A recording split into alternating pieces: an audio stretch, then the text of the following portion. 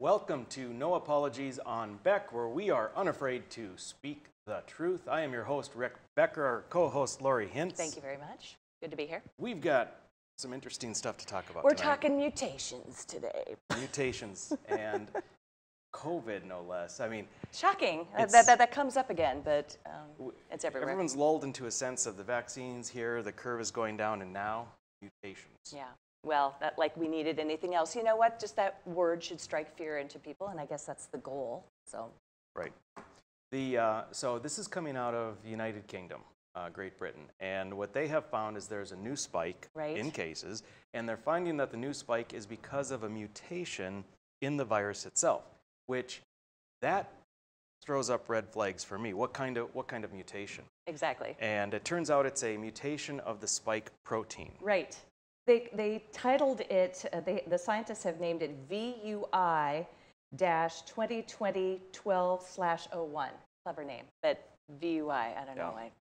I don't know why scientists name them that way. Anyway, but you're right, and the problem with it is it's making numbers go up a little bit. However, it's not really changing the death rate yet that I can tell. Have you seen? No, there's no indication of that, which is, the death rate is interesting. It could go into a little tangent here, but the death rate in the UK is about 1 per 1,000 for the whole population.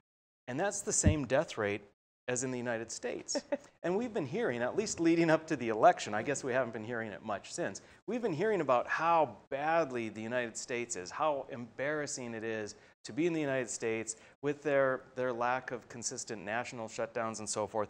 And how the whole rest of the world is looking at us, and we're exactly the same as the whole rest of the world. Exactly. Donald Trump, apparently if Donald Trump is the reason for the death rate in the United States, he must be the reason for the death rate in the UK because they're the same. Exactly, right. So a lot of shutdowns. This means travel bans, this means shutdowns. I just read today that UK trucks have been banned from France as of just today. So now all of a sudden, you know, their commerce between them is shut off, and so there is no real change, but there is probably going to be a pretty big change in people's attitudes after they get this major lockdown in the UK again, because this is an ugly one, folks. Well, and it's coming right at Christmas. So we've got a graphic here of a quote that was given for expressing the frustration of what the people are having in Great Britain.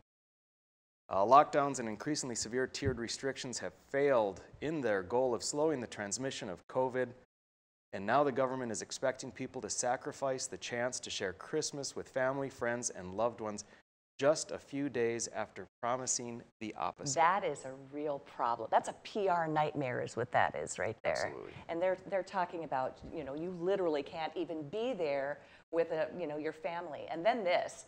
We don't want to have lockdowns. The cure cannot be worse than the problem itself. Where have we heard that before?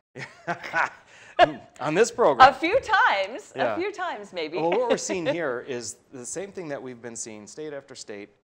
When you really try and look objectively, not wishful thinking, not appeal to emotion, just look at it objectively, the lockdowns, the mandates aren't changing the curve. They're not changing what's happening with the virus and how it's affecting the population.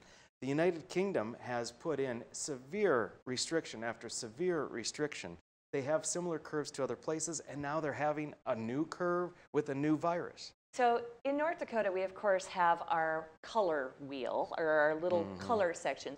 In the UK, they have tiers. They have all these tiers, and they have actual physical areas of their country that have different tiers, which is an interesting way to go about it too. You know, this tier is this area, that tier is that area. But this is such a restrictive one, this tier 4 is so not cool. It's pretty severe. Yeah. And it's similar to what Burgum had when he was going county by county with the color codes until he just kind of changed the whole state. Exactly. But, you know, back to that protein. So we're talking about the mutation. Now, it's very, very common for viruses to mutate, and which is why we have a strain of cold, you know, every year is different. Different strains of the flu. Every year you have a different flu shot because it changes. So the mutation is not unusual. What I'm wondering about, though, is the RNA vaccines from Pfizer and Moderna. are based on an injection of RNA into our system, in which then the body produces little proteins that mimic the proteins that are the spike proteins on the virus. Right, right. So, and then the body has antibodies to fight off those proteins it made. If the spike proteins change enough, then there's no way the virus can be effective against a significantly mutated spike protein. Now, it may not be mutated enough. Scientists are saying thus far it looks like it's supposedly supposed to still work. Well, but how would they know? It's too early to say. I would say, how would they even know? There is no way they can. It might work. Exactly. It might very well work, but it might not.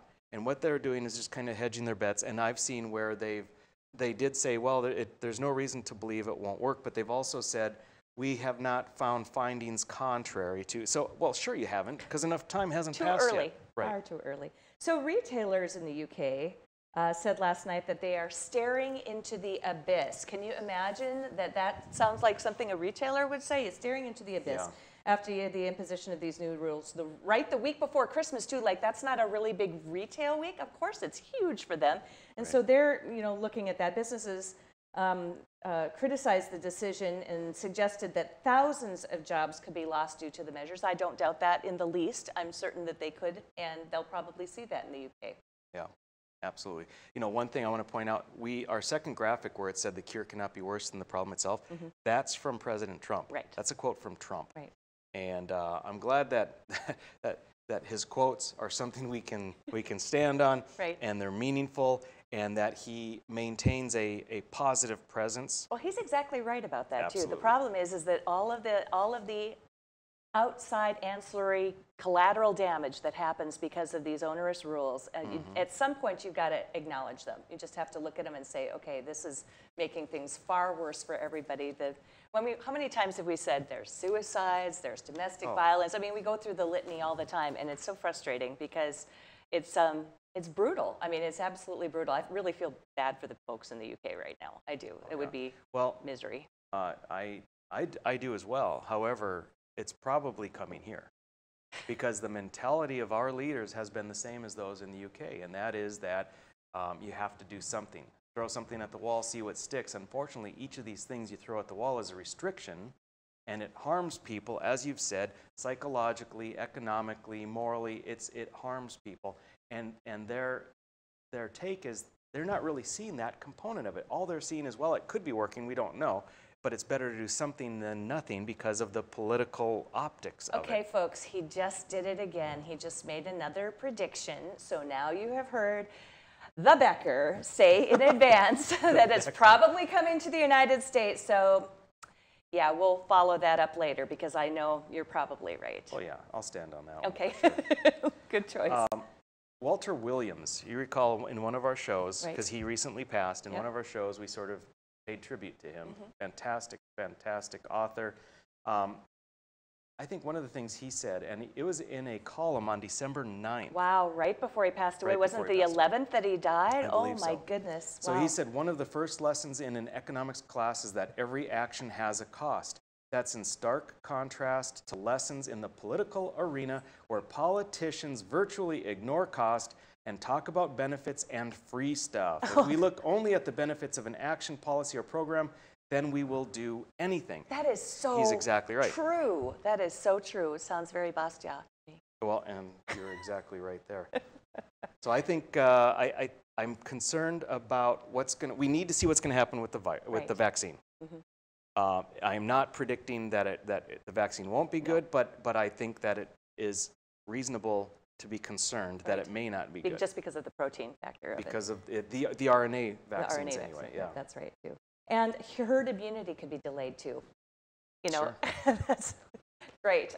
Super. Right. So this begs the question: if people are tolerating these restrictions and they're thinking it's just if we can hang on, because it's never going to end. Right. 2 weeks to flatten the curve. Blah blah blah. Then we heard from the pediatricians 4 weeks to just get us back on course.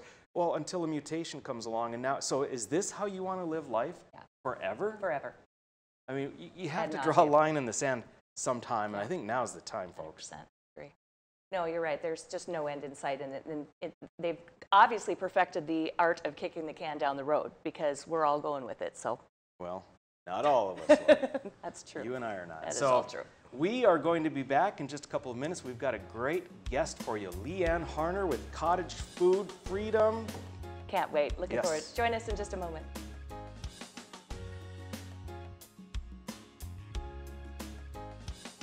Beck News brings you real people and real news. Every weekday on KNDB, KNDM, and KRDK. Start your evening with the Dr. Duke Show at 4. Take a fresh look at current events with Ladies of Another View at 4:30. Go down the road with Joel at 5:30. Watch No Apologies with Becker at 9. Cap off your night with No Filter with Debbie at 10. Beck News. Real people, real news. Capital City Restaurant Supply is your one-stop shop for quality restaurant products for the large to small kitchens. Commercial-grade restaurant and bar supplies, limb game processing equipment, refrigeration, dinnerware, and smallware. We sell everything including the kitchen sink from trusted manufacturers for the chef and all of us. Open to the public since 1971, we are veteran-owned and North Dakota proud. Let us take care of your restaurant and home kitchen needs today by visiting us at 1414 Interstate Loop in Bismarck or on the web at capitalcityrestaurantsupply.com.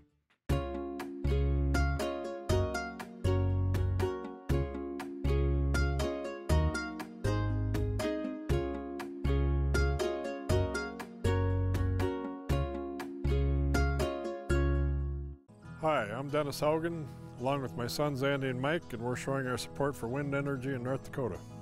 Wind energy has provided farmers like us with a steady stream of income that's not tied to the weather like crops and cattle are.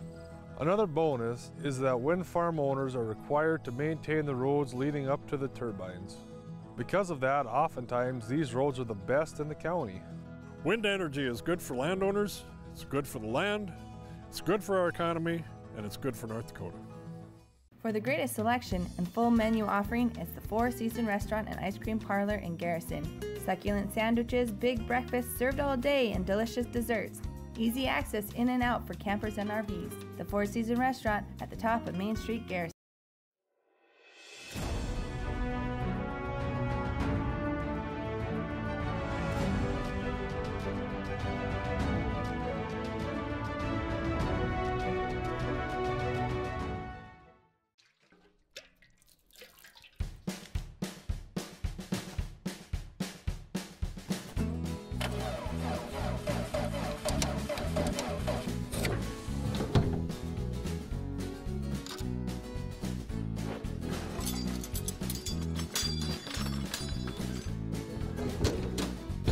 Some things in life are hard. That's why banking shouldn't be. Cornerstone Bank.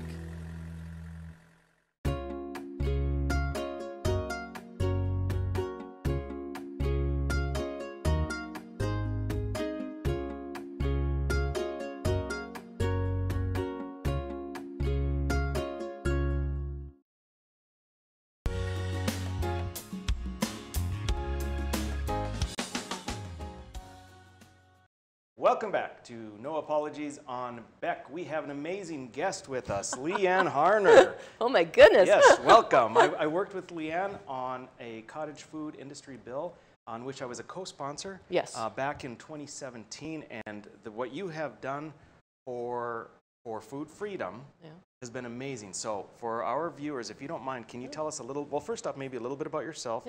What the heck is food freedom? What is cottage food industry? Oh, I mean, I get real excited talking about food freedom. I just think it's such a great concept. Food freedom was initially started in Wyoming. And in 2015, the Wyoming legislature passed a bill that said, if you grow it, if you create it in your home kitchen, on your farm, you can sell it, with few exceptions, directly to any consumer. And you just have to tell them, the government did not permit this, the government does not have any oversight, there's no inspection, you're just trusting that we've got you a good product and the customer is the ultimate inspector. I mean, what a radical concept. You can sell food to your neighbor. You can give it away all the time, but you can actually sell it. Exactly. So, right, so this is, I think a lot of people don't know this because before 2017, and there are several exceptions where it's still legal, but before 2017, you couldn't just go make something, a Coogan, and sell it to your neighbors. You could give it to your neighbors, but it was against the law. You were breaking the law if you sold it to your neighbors or if you were trying to raise money selling it, whatever it might be. Yeah, I mean, you could do it.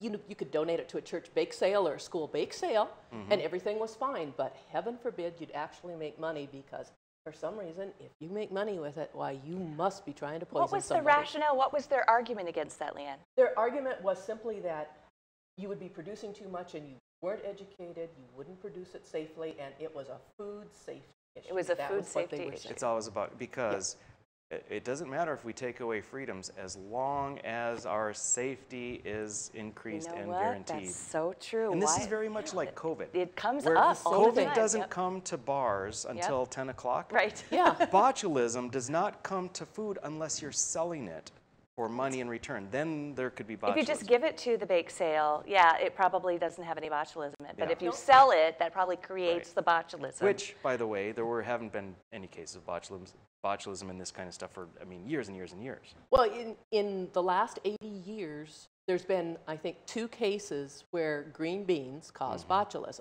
Now, there's some commercial products that have caused botulism in the state, but there has never, ever, in North Dakota or anywhere in the United States, been a cottage food product that caused any type of foodborne illness. There you go. And what's better than a 100% safety record?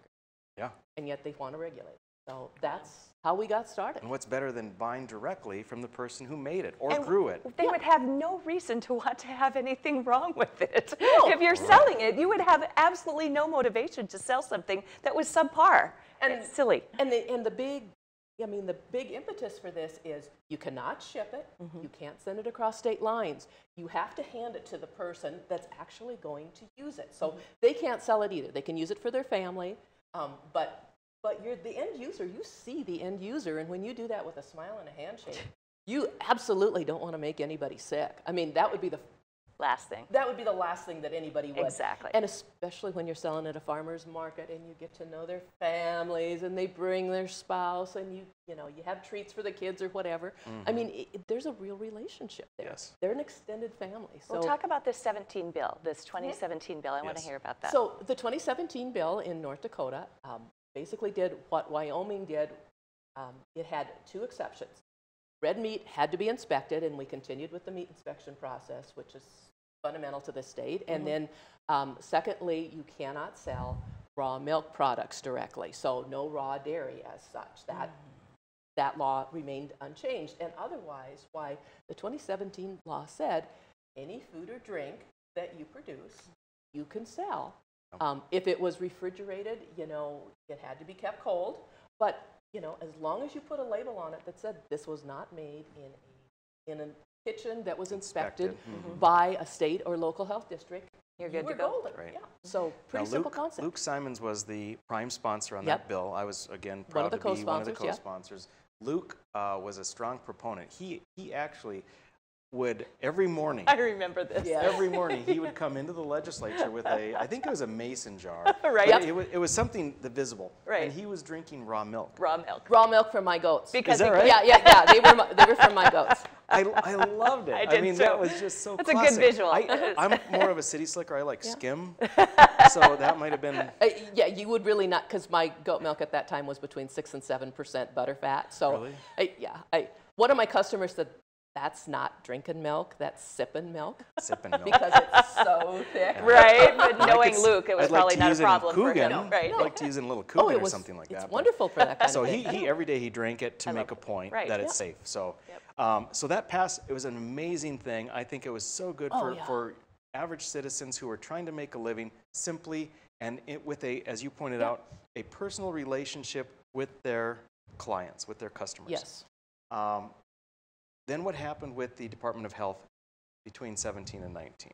Well, the Department of Health, first they wrote a guidance document for as soon as the bill became law, that said, oh, we don't want you selling this and this and this, but it was just a guidance document on their website. Right. It did not have the force of law, so they couldn't enforce anything about it.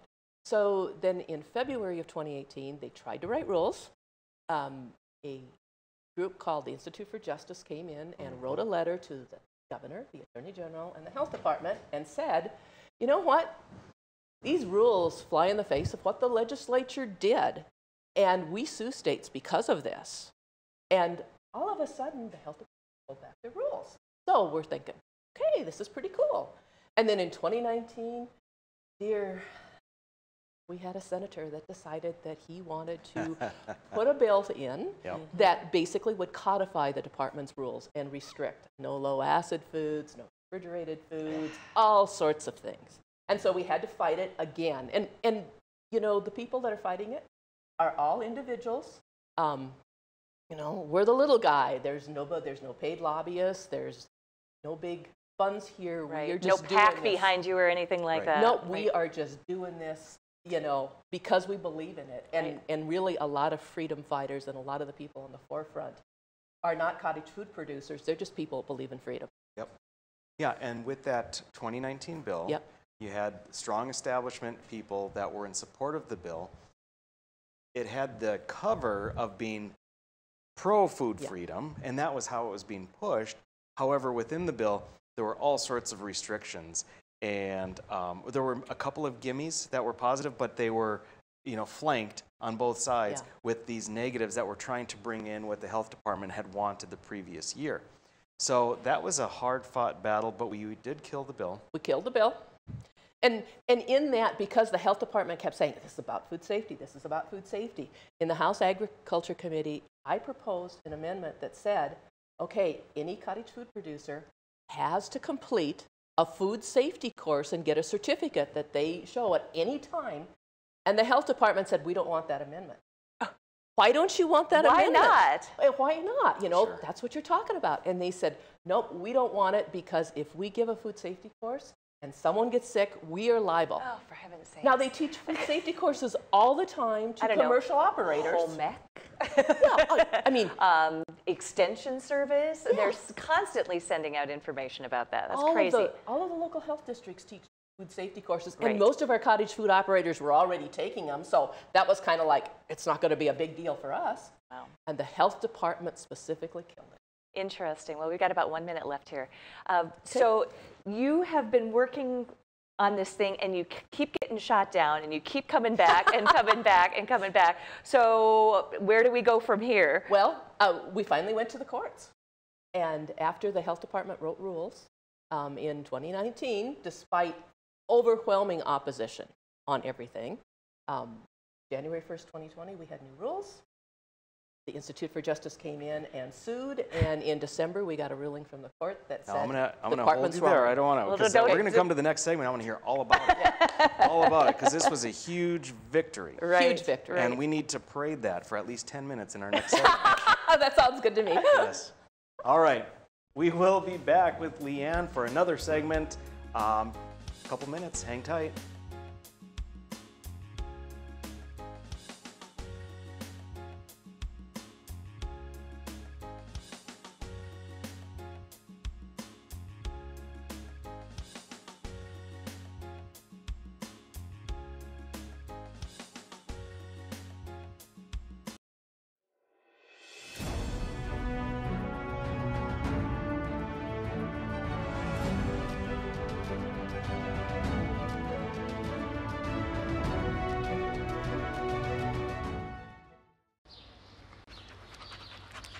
Jeez, what a mess. Look at that. There's roof stuff everywhere. It's so embarrassing. Ruins the neighborhood. Come on, humans. Let's get this fixed. Don't let your roof go to the dogs. Call America's Best Contractors for your free estimate. Need a new woof? After checking with the rest, go with the best. America's Best Contractors. 258-2412. Online at americasbestcontractorsincorporated.com. In southwestern and south central North Dakota, on any given day at any given moment, a Dakota Community Bank and Trust customer is logging in or signing on to do their online or mobile banking. We believe that community banking can blend both the past with down-home customer service in-house and the future with modern banking conveniences and technology for our customers anywhere, like here or here, all while honoring our long-standing tradition of community-first oriented banking here at Dakota Community Bank and Trust. My wife was diagnosed with early stage Alzheimer's. We talked about it, and we kind of decided we'd be a little bit proactive and try to start making provisions. So we started looking here, and Eventide worked out to be pretty much the perfect answer. I guess I didn't expect it to be so nice. The staff here are terrific. We enjoy it.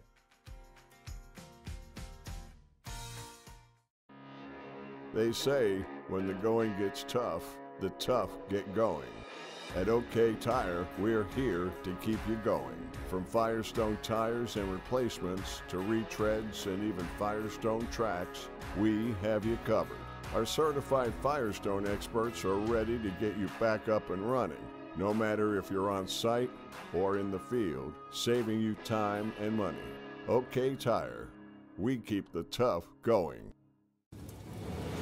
Now is the best time to plan for your 2021 farm equipment needs. North Dakota-based Summers Manufacturing is currently offering early order savings. Take advantage of big savings on North America's broadest tillage line, including the Super Kohler Samurai and the innovative VRT Renegade, as well as the best-built, best-backed land rollers in the industry. Talk to your Summers dealer today or go to summersmfg.com to learn more about early order savings available on all Summers equipment.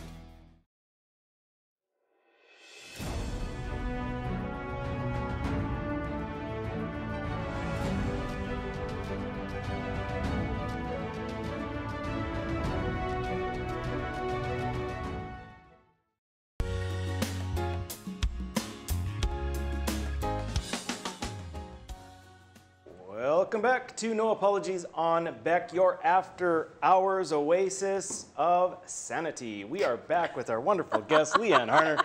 He does that every night of this segment, and it makes me laugh every single time. I don't know, but it's awesome. It's great. So, fantastic topic. Yep. And it's doubly fantastic because we are victorious. We meaning people that care about liberty. Right. So we were, Lori was just leading us into the idea of, or the what happened with a lawsuit. Right. I want to take just a half step back. You talked about how there was a bill in 2017, wonderful, food freedom. 2018, they tried to write rules. They got a little pressure. They pulled back. 2019, they said, okay, we're going to put in a new bill to try and do what the health department wants because they're happy to sacrifice liberty for a little bit of security. That didn't pass. Right. So then they come in 2020, was it 2020? Yeah. No, 2019. It was still, the latter part of 2019. Right. To write rules. And they tried to write rules. They wrote rules. They wrote rules. And tell us a little bit about that aspect. Okay, so they had, the vast overwhelming comments that the department had were against the rules. They had a couple of them for, and everybody else was against. But they went ahead. And the Attorney General says, oh yeah, you can go ahead. And he has to approve them before they can be promulgated. The State Health Council said, oh yeah, you can go ahead. And we've got 5 consumers on the State Health Council that went ahead and approved that. Then it goes to the Administrative Rules Committee of the Legislative Council, which you sit on. We happened to hit a meeting where there were several members gone, and they were all on our side, but they were, when they're gone, they don't count. And the Legislative Council's attorney said, oh yeah, they can write rules. They did it according to the correct procedure, so they should go ahead. Right. So it's important for the viewers to know that administrative rules are the agencies essentially are like another legislature. They write rules all the time for an abundance of things. Now that's necessary. It's actually necessary that they write rules because to implement the laws that are passed, you have to get into the nuances, into the intricacies of how do we actually go about this. However, agencies are known to go well beyond legislative intent or well beyond anything that your elected officials are wanting, and they are sometimes like a second legislature. And in this case, they clearly were acting outside of legislative intent. We passed a law in 2017 that went against what they wanted. We killed a bill that was going to put into effect what they did want, and yet they have the audacity to come back and write these rules. Now, the argument was that's clearly outside of legislative intent. We killed a bill with exactly what you wanted. I specifically argued. I was at the meeting, argued with the attorney. Now, very nice person. She's doing what she thinks is proper, and she's just in an official capacity. She may love food freedom. I don't know. But in her capacity, she argued that a killing a bill was not intent, only passing a bill. Right. And so I think based on her argument, the administrative rules from the health department were allowed to go through because the Administrative Rules Committee is kind of like the last stop for anything to be kind of like pulled out and say, wait a minute, let's hold off here. And so then the administrative rules became effective. Right. So what happened after that? Well, so 2020, January 1, 2020, here we come, and we have the rules. And one of the reasons that we said that the rulemaking was illegal, was way over top, was the fact that in the original law, it says, notwithstanding any other provision of law, a state agency or political subdivision may not require licensure, permitting, certification, inspection, packaging, or labeling that pertains to the preparation or sale of cottage food products. So it says, you can't do this. And they were still doing that. So the Institute for Justice came in. They found 5 wonderful plaintiffs, people who had been impacted by this that wanted to sell these products or had been selling them in some cases. And now we're not going to be able to. And they sued the state. And on December 10th of this year, District Judge Cynthia Phelan ruled with cottage food producers 100%. And in her ruling, she said, this is a quote, "The department does not cite to any legal authority establishing or even suggesting that if the legislature fails to pass a law an agency wants, the agency can then enact the law on its own through the back door with rulemaking." I mean, wow. What a fabulous That is ruling. so well put, and it's so true. There's got to be a back door and a way to just negate what you passed as. That will have wider implications because within the last year, at the Administrative Rules Committee, it was said in public that the history of a certain rule that they wanted was that they were trying to get it passed in the legislature. It got killed, and someone in leadership said, that's okay, we'll get it passed in administrative rules, if you can imagine that. Oh, wow, the audacity. Well, that's pretty bold. And how about this sets a fabulous precedent for the future? Absolutely, it does. And it proves why we need checks and balances and why it's so important to vote on judges. Oh, and to understand who your judges are. Exactly. You know, and maybe the hardest part of finding is finding about that. Great point. That is a great point. And you should research and learn a little bit too. Yep. Can you tell me a little bit about the cottage food industry and how many we're talking here and how it's been going? Well, in 2019, we did a little survey because we'd had now 1 full year of cottage food. And we just looked because there's not permits or anything, we don't know how many cottage food operators are out there. Sure. But we know selling at farmers markets in 2018, we had about 440 vendors that sold cottage food. That's about 3/4 of the people who were vending at farmers markets. Yeah, that is a lot. Yes. And they sold about $1.5 million worth of cottage products there. So this was an important boost to their economy. Nationwide, about 83% of cottage food producers are women, and most of them are low-income women. They make an average of about $3,500 a year on their cottage products. But that may be the difference between somebody staying home with their kids, not staying home. 100%. You know, in North Dakota especially, that can be the job that pays for the health insurance for the family. Exactly. Or, you know, it's something you can do if your son or daughter wants to come home and you want to expand, but you don't want to buy more land. You know, you can grow a vegetable garden, you can start canning, and you can start baking, and it's just a huge, huge opportunity. Do you have a resource for people who might be interested in going that route in cottage foods? They can come to our website, www.ndfoodfreedom.com. ndfoodfreedom.com. Okay. Yep. That, you know, we'll get them there. They can contact me through that website, and we're happy to help put them, you know, to put them in touch with other people and get them to thinking about food and food freedom and liberty. Yep. So you still can't buy raw milk, is that correct? You can buy raw milk, but only through a herd share.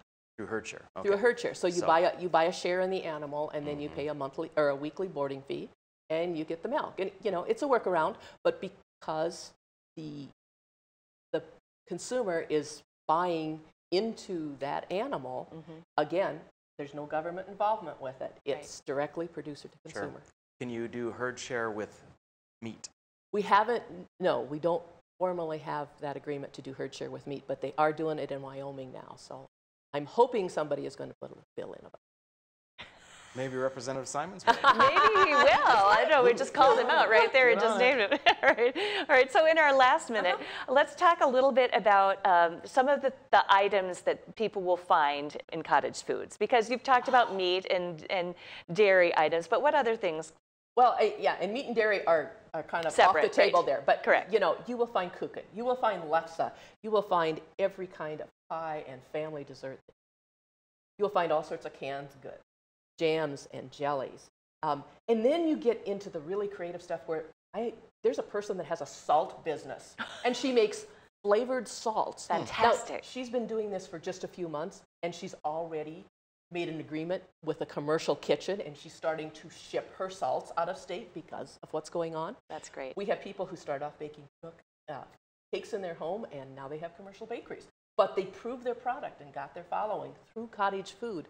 That's the kind of economic growth that we need. Absolutely. Fantastic. You get government out of the way. Yep. And people will prosper. It's true. Yep. That's the way it is. Mm-hmm. Thank you so much for being with us. So pleased to be here. Great topic, great work that you're doing. I appreciate you.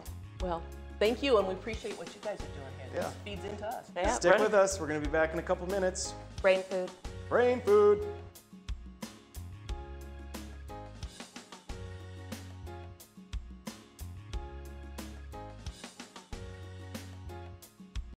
Howdy folks, it's the Caroline Cafe. I reckon it's time you're due for a hearty meal. So saddle up for the day with one of our hey-bossing breakfast homemade soups. Fill your grill at a salad bar, sink your teeth into our famous Caroline burger and barbecue ribs.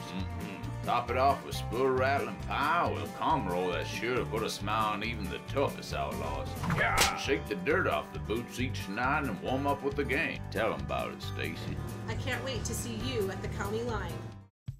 Since opening in Hebron in 1940, Dakota Community Bank and Trust has been your hometown bank. Our mission has been to provide modern banking convenience with old-fashioned hometown service. We've grown with the communities we serve through year-round events, countless sponsorships, and nearly 7,000 hours of volunteering each year. Learn more about our 80-year history at dakotacommunitybank.com. Jeez, what a mess. Look at that. There's roof stuff everywhere. It's so embarrassing. Ruins the neighborhood. Come on, humans. Let's get this fixed. Don't let your roof go to the dogs. Call America's Best Contractors for your free estimate. Need a new woof? After checking with the rest, go with the best. America's Best Contractors. 258-2412. Online at americasbestcontractorsincorporated.com. For the greatest selection and full menu offering is the Four Seasons Restaurant and Ice Cream Parlor in Garrison. Succulent sandwiches, big breakfasts served all day, and delicious desserts. Easy access in and out for campers and RVs. The Four Seasons Restaurant at the top of Main Street, Garrison.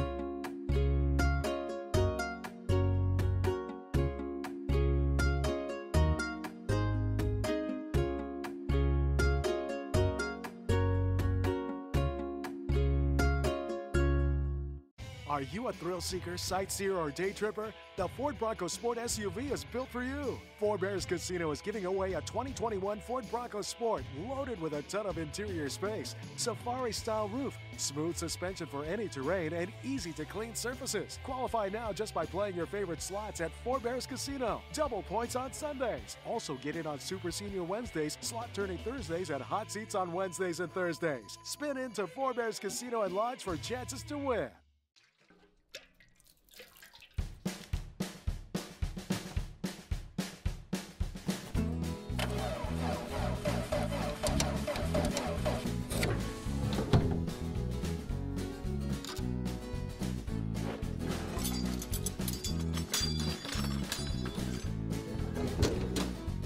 Some things in life are hard. That's why banking shouldn't be. Cornerstone Bank.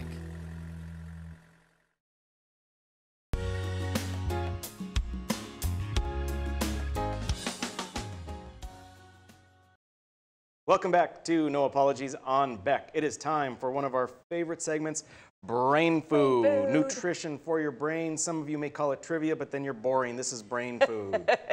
It's just another name for trivia. No. But my first one comes from the Supreme Court of the United States suit that the Trump campaign put on Pennsylvania. And there was a phrase in there that I had not really seen before. So I thought I would see if we could decode it and figure out what it was. And it is writ of certiorari. Alrighty. So it just rolls off the tongue. Certiorari is, means in plain language, we wish to be made certain. We just want to be made certain what this is. In law, it's a court process to seek judicial review of a decision of a lower court or government agency, and it comes from the name of an English prerogative writ issued by a superior court to direct that the record of the lower court be sent to the superior court for review. The term is Latin for to be made certain. Huh. So, fascinating. I would like a writ of certiorari on the stock market.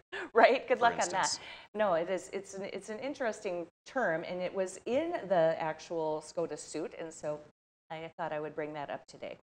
Now, you have an interesting one. Yeah, you gave me my topics for today. I did give you your topics today, and here's why. Because people have been contacting me and asking me about what your what the shtick is with the bourbon and with the books. People have been asking me about the bourbon and the books. I mean, literally, like, so is that, what is he drinking, was the first question somebody asked me. And then somebody else said, could you take a picture of the books? I want to see what books are on your table. So I had to, the other night I took a picture and I sent it to another viewer and answered that question too. So you can start with the bourbon if you wish. So my topic number one for me, provided by Lori, is bourbon. So I do like bourbon. I'm drinking bourbon. And why did I want bourbon? It's not because I can't survive without bourbon until 10 o'clock, but it's because we wanted the show to be casual and fun and approachable. And it's more or less after hours. And if we seem like we're taking life easy and not taking ourselves too seriously, then, you know, it makes it more likely that you're going to enjoy it and feel the same way. It's pretty comfy. And pretty tasty, and you usually you take a sip. And bourbon is whiskey, and it's whiskey that has a couple of requirements. It's usually produced in Kentucky or Tennessee. It doesn't have to be. It has to be, however, 51% or more corn. Corn. Yep. Got it. You can do rye, you can do wheat, you can do other stuff, but at least 51% corn, and then it must be aged in charred oak barrels. Charred oak barrels? Yes. Okay. That's how you do it. That's how you do it. That's what gives it the color. If it weren't for the charred oak barrels, it would be moonshine. It would just be completely clear. Clear. Got it. So so it is a type of whiskey. Not all whiskey is bourbon, but all bourbon is whiskey. It's kind of like you just learned something. All squares are rectangles, but not all rectangles are squares. Brilliant. And what else can I tell you about it? There are a lot of kinds of whiskey, and I mean, some of them you may not even know when you hear about them. Knob Creek is common. Jack Daniels. Very common. They have a couple of high-end ones that are really good. I like Four Roses, Blandford, Woodford Reserve. Those are all common. Elijah Craig. There are just so many. Are you going to tell us which one this is specifically that you have? Well, this one is Bullet. Okay. It's your basic. It's just your basic, yeah. And then I've got a Four Roses coming up next once this is depleted. Excellent. He's all ready for it. Excellent. Oh, I have one more thing for you. Okay. This, I believe, is true. You can spell whiskey with an E or with no E. Just K-Y or K-E-Y. And from what I'm told, I believe it's factual, if it comes from a country in which there is an E in the name of the country, whiskey has an E. Interesting. If it doesn't, it doesn't. So for instance, Japan makes some amazing, amazing whiskeys. Really? There's no E in the word whiskey if it comes from Japan. America, there's an E. E-Y. Whiskey with an E-Y. Okay. There you go. Great brain food. I knew it was going to be a good brain food, and you're just totally proving me right. Thanks for that. Yeah. Okay, and my next word is another word that comes from the same Trump Sunday SCOTUS suit to the Supreme Court of Pennsylvania, and this word is contemporaneous. What does contemporaneous mean? Well, contemporary, you can take some of the word, kind of figure it out from the context and figure out that it means something. It means existing or occurring or originating during the same time, kind of like concurrent or simultaneously. So that is contemporaneous. If something is contemporaneous, something has occurred at the same time as some other thing. I like it. Pretty simple. Pretty simple. I'm going to give you the lion's share again because you got a lot of books here. Okay, so books, the second topic provided to me by Lori. So when we first started the show, there were random books. Which were for looks, and we said we have to do better. Right. We must do better. So I've got kind of a little library. Oh, there, look at I've got basically a little library in my house of books that are related to politics, political history, political philosophy, and so forth. And so I just got some basics that everyone would recognize. The Reagan Diaries. Everyone knows Ronald Reagan. Great president. He did some amazing things. People talk about, well, and spending increased, but you have to recognize also that he had a Democrat legislature that he was superb in working with. He started off as a Democrat and became a Republican when he realized how crappy the Democrat policies were, and he started that when he was a spokesperson for GE. Wow. He was amazing. Then you've got Goldwater, a hero of mine, basically. If I had a hero politically, it would be Barry Goldwater, I think. He was a rugged individualist. He was a pilot. He was I don't know if you'd say a benefactor, but very helpful to Native American populations in Arizona, ran a department store, was a senator. He was Mr. No before Ron Paul became Dr. No.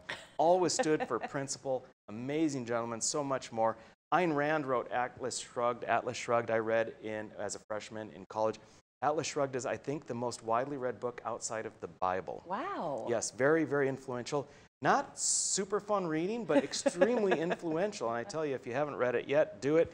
Last is Basic Economics by Thomas Sowell. Thomas Sowell, we referred to earlier when we were talking about Walter Williams, an economist, brilliant economist. He also happens to be a black gentleman who writes on race and the politics and the economics of race. And what he talks about, what he writes about is phenomenal. He has many, many, many books. Basic Economics is a great place to start. Excellent and well done. Now when we come back, and we'll be back shortly, we are going to show you a neat new video. Join us.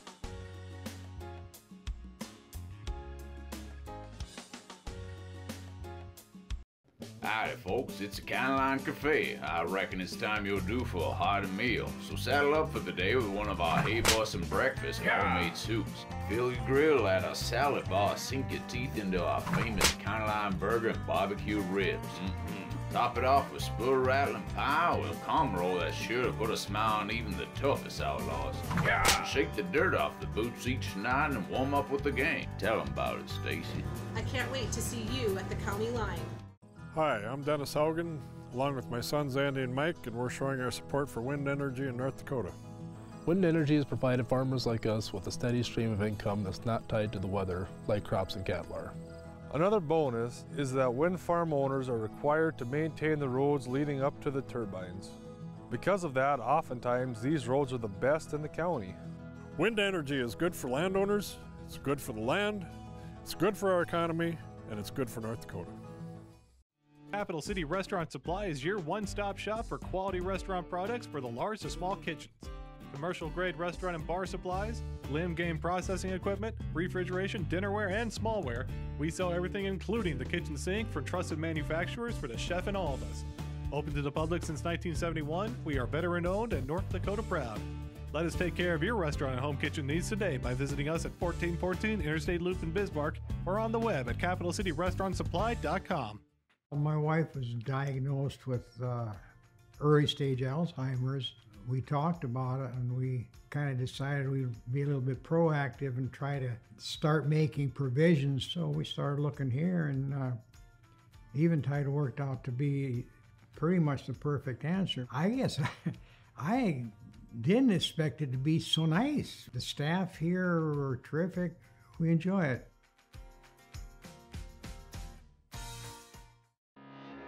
They say when the going gets tough, the tough get going. At OK Tire, we're here to keep you going. From Firestone tires and replacements to retreads and even Firestone tracks, we have you covered. Our certified Firestone experts are ready to get you back up and running, no matter if you're on site or in the field, saving you time and money. OK Tire, we keep the tough going. Now is the best time to plan for your 2021 farm equipment needs. North Dakota-based Summers Manufacturing is currently offering early order savings. Take advantage of big savings on North America's broadest tillage line, including the Super Kohler Samurai and the innovative VRT Renegade, as well as the best-built, best-backed land rollers in the industry. Talk to your Summers dealer today or go to summersmfg.com to learn more about early order savings available on all Summers equipment.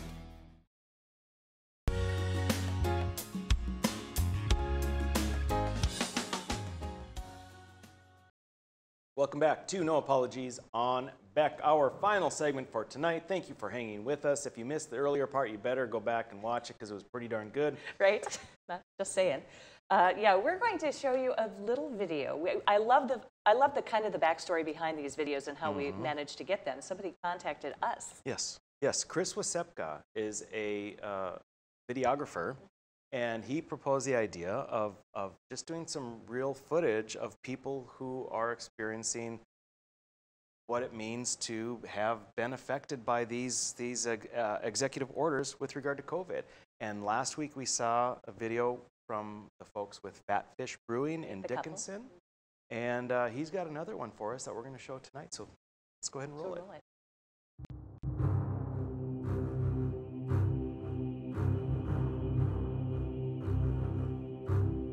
Hello, I'm Bernie Marsh.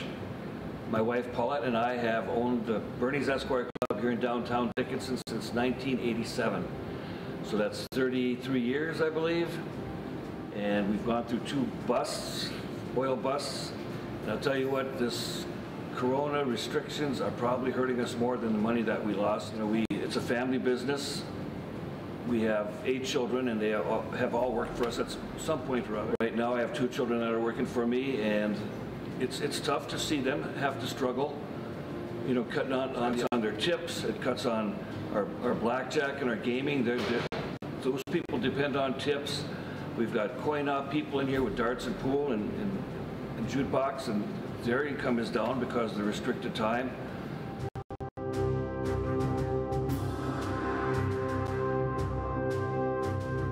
Here at the Esquire Club, we're very fortunate in the fact that we have strong dart and pool leagues, and we work very closely with our coin operator, which is Badlands Music. And so without darts and pools, we probably would be looking at taking out more loans to keep us afloat for another year, or possibly looking at the fact that, you know, how long can we sustain being closed at these early hours and struggling with the restrictions that we have.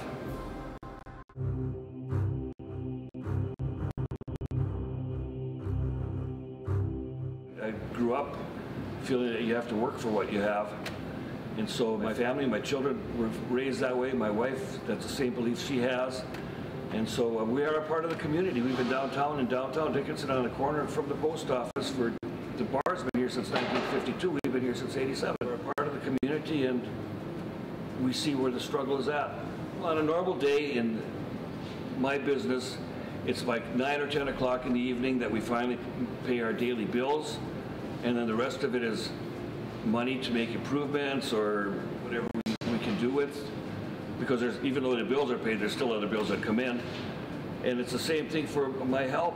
It's like tips, the big tipping time for the night is probably from 10 o'clock till 1 o'clock or 10:30 till 1 o'clock. And I guess I'm not quite sure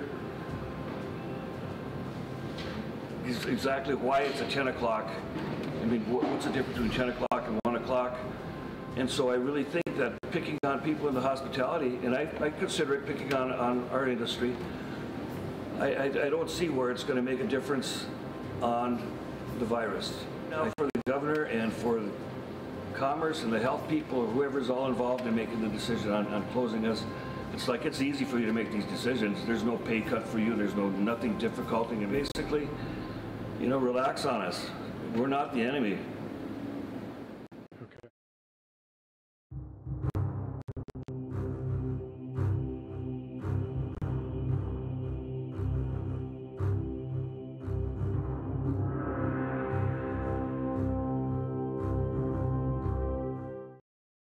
Well, that was good. It was. Thank you again, Chris. That was another good video. They're not the enemy. They're not the enemy. And Bernie Marsh hits it right on the head. It's easy to make these types of restrictions when you're not being affected by it. Exactly. You can't, I mean, that cannot be overstated. That is exactly right. And, you know, it struck me too when he said things like, I feel like I'm being picked on. Because why wouldn't you? I mean, if people are randomly picking a number like 10, that's when you can stop. And, you know, he's exactly right too. The tips are probably totally squashed because of that ridiculous timing. Yeah, the majority of the money comes in after 10 for these bars.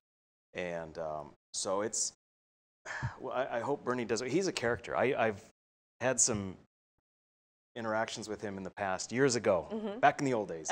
And he's a really good guy. He's a really hard worker. He's had that bar, as he said, for 30 plus years.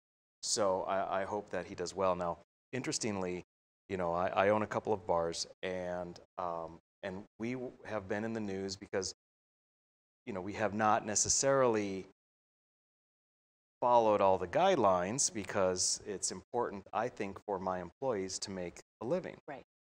And because of that, we've caught some publicity for it. What I found out some things that make me concerned that there is going to be a setup type situation to try and determine that people have gotten COVID from bars that are not following all of the guidelines. So we're going to have to keep an eye out for that and make sure that government is staying within the confines and not going out and being malicious or vengeful. Exactly. Yes. No, it smells setup. Sorry. All right. Coming up on our next program, you're really going to like it. We're going to have 2 guests, which will be pretty nifty. And also, one of them is a hacking expert. So join us next time.